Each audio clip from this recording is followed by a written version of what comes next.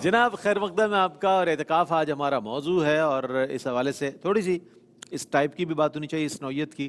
کہ بہت سے ہمارے نوجوان دوست اللہ تعالیٰ ان کو استقامت عطا فرمائے کہ جیسے ہی اعتکاف کے لیے آتے ہیں کاندھے پہ رومال ہوتا ہے، سر پہ ٹوپی ہوتی ہے، اور پھر جناب وہ اب ان کی جو ایکٹیویٹیز ہوتی ہیں ظاہر مسجد میں بحیثیت معتکف وہ بھی نظر آتی ہے، لیکن جیسے ہی چاند رات ہوتی ہے اس کے بعد وہی لوگ جو ہیں بالکل مختلف نظر آتے ہیں اس کیفیت سے۔ مفتی صاحب کیا فرمائے گا اس حوالے سے، کیا ہونا چاہیے، اور کیا 10 دن اسی طرح ہم نے صرف ایک فارمیلٹی کے طور پہ گزار دی، ایک سمجھ لیں ایک گیدرنگ ہو جائے گی، یہ ہے یا کوئی اور مقصد؟ ہاں، اس سے پہلے جس طرح کلام ہوا نا کہ اعتکاف کا مقصد یہ ہے کہ اللہ کے گھر میں ایک طرح کا دھرنا دے کے بیٹھ جانا کہ باری تعالیٰ میں یہاں سے تب اٹھوں گا جب تیری رضا مجھے حاصل ہو جائے گی، اور مقصد یہ ہو کہ اللہ رب العالمین کی رضا والے کام کرنا، زیادہ سے زیادہ نیک اعمال کرنا،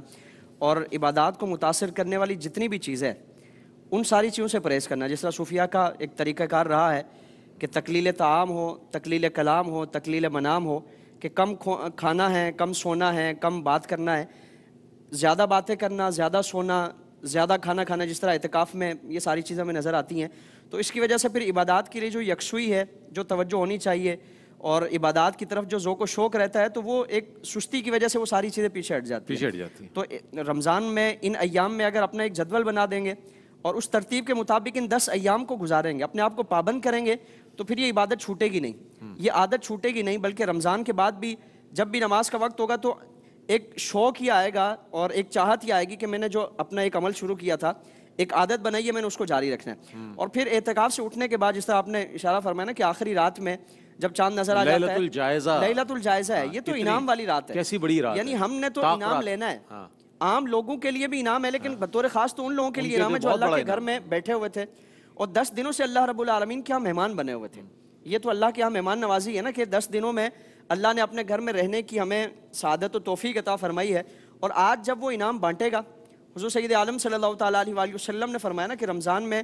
جب آخری رات ہوتی ہے تو پورے مہینے کی مجموعی تعداد کے برابر خیر اور برکت بانٹی جاتی ہے، بھلائی اور نعمتیں بانٹی جاتی ہیں۔ تو یہ تو لیلۃ الجائزہ انعام والی رات ہے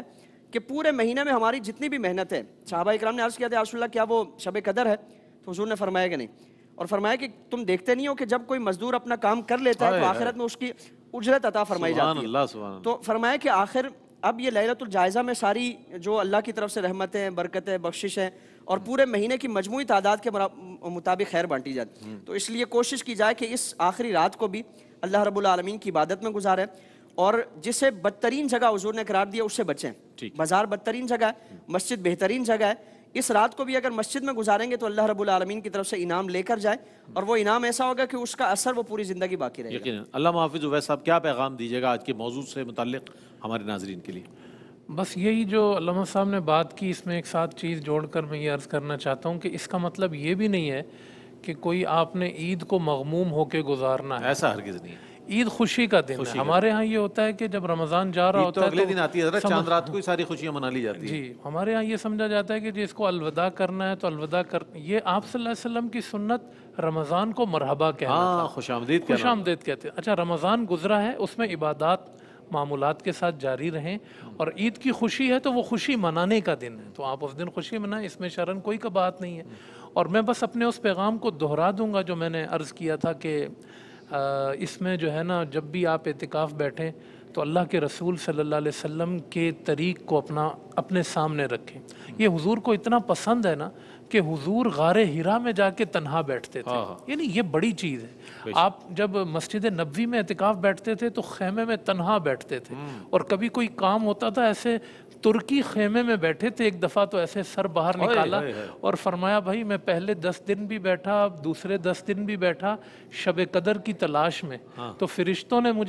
نے مجھے بتایا کہ یہ آخری 10 راتوں میں ہے، تو تم آخری 10 راتوں میں بیٹھا کرو۔ بس اتنا کلام فرمایا اور سر اندر کر لیا۔ تو اس لیے شب قدر کی جو تلاش ہے نا، جو ہم نے ابھی تک شاید اس پر بات نہیں ہو سکی، وہ اصل مقصد شب ہونا چاہیے۔ قدر کی جو تلاش ہے وہ اعتکاف کا بہت بڑا مقصد ہے کہ وہ رات ہمیں فیل ہو جائے، محسوس ہو جائے کہ آج میں نے شب قدر کو پا لیا ہے۔ وہ تبھی ممکن ہوگا جب طریق نبوی کے مطابق آپ اعتکاف کریں۔ بہت شکریہ ادا کروں گا علامہ مفتی ارشاد حسین سعیدی صاحب، آپ تشریف لائے، علامہ حافظ اویس احمد صاحب آپ تشریف لائے، مفتی سید زیغم علی گردیزی شاہ صاحب، آپ تینوں کی تشریف آوری کا بہت شکریہ ادا کروں گا۔ اعتکاف کے موضوع پر بہت عمدہ کلام فرمایا ہمارے تینوں ہی اسکالرز نے۔ اگلا سیگمنٹ جو ہے اظہار عقیدت کا ہے۔ آج حضرت خالد محمود خالد نقشبندی رحمۃ اللہ علیہ کے کلام کو اور ان کی مختصر بایوگرافی کو شامل کریں گے، ان کے منتخب کلام کو ہمارے ثنا خانہ مصطفیٰ صلی اللہ علیہ وآلہ وسلم پیش کریں گے، اور اس کے بعد جو اگلا سیگمنٹ ہوگا وہ اذان فجر کے بعد نعت ہی نعت کا سیگمنٹ ہے، جس میں ہمارے ثنا خانہ مصطفیٰ صلی اللہ علیہ وآلہ وسلم ایک خوبصورت محفل سجائیں گے، جس میں اپنی اپنی عقیدتیں سرکار کی بارگاہ میں پیش کریں گے، اور آپ بھی اس محفل کا حصہ بن سکتے ہیں اپنی تمام عقیدتوں کے ساتھ۔ تو حاضر ہوتے ہیں وقفے کے بعد، ہمارے ساتھ رہیے گا۔